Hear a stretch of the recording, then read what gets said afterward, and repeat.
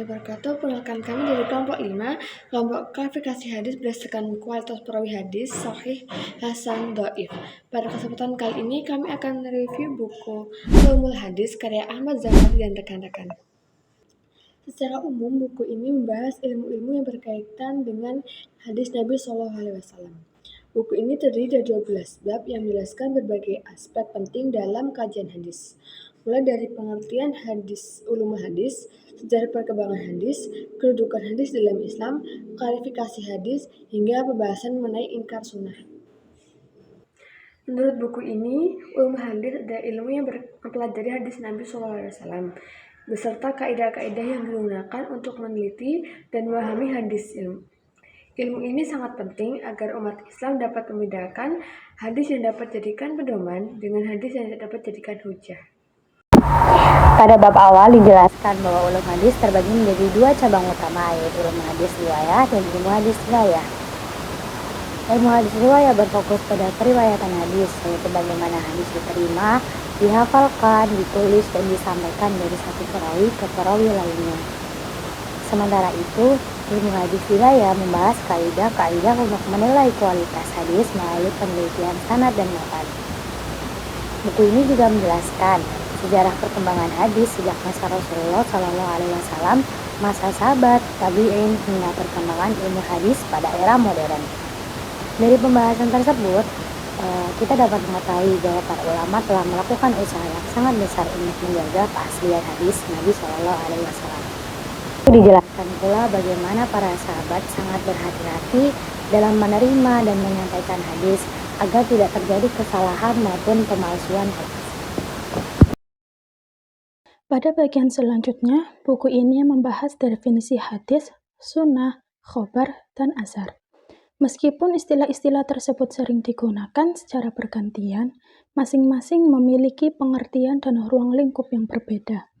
Buku ini juga menjelaskan unsur-unsur hadis yang terdiri atas sanad, matan, dan rawi. Sanad merupakan rangkaian perawi yang meriwayatkan hadis, matan adalah isi hadis, dan rawi adalah orang yang meriwayatkan hadis tersebut. Materi yang menurut kami sangat penting adalah pembahasan mengenai kualitas hadis.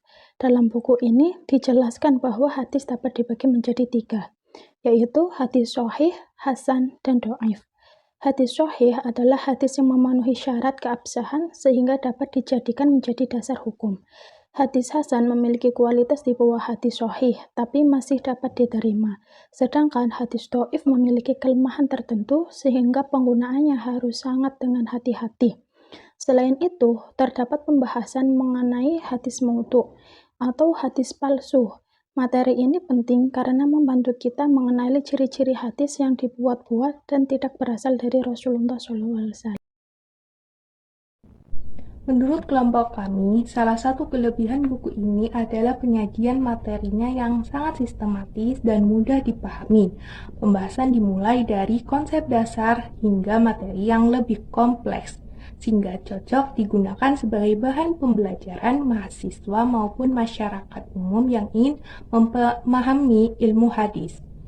Buku ini juga memberikan penjelasan mengenai ilmu jarh wa ta'dil, yaitu ilmu yang digunakan untuk menilai kredibilitas para perawi hadis.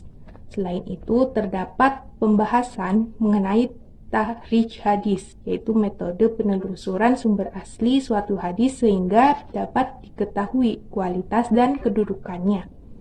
Pada bagian akhir buku dibahas mengenai inkar sunnah, yaitu paham yang menolak hadis sebagai sumber ajar Islam. Penulis menjelaskan kelompok tersebut segaris memberikan bantahan berdasarkan dalil dan kajian ilmiah. Sebagai penutup, dapat kami simpulkan bahwa buku ilmu hadis merupakan buku yang sangat bermanfaat untuk memahami dasar-dasar ilmu hadis. Buku ini membantu membaca, mengetahui, dihimpun, diriwayatkan, diteliti, dan digunakan sebagai sumber ajaran Islam setelah Al-Quran.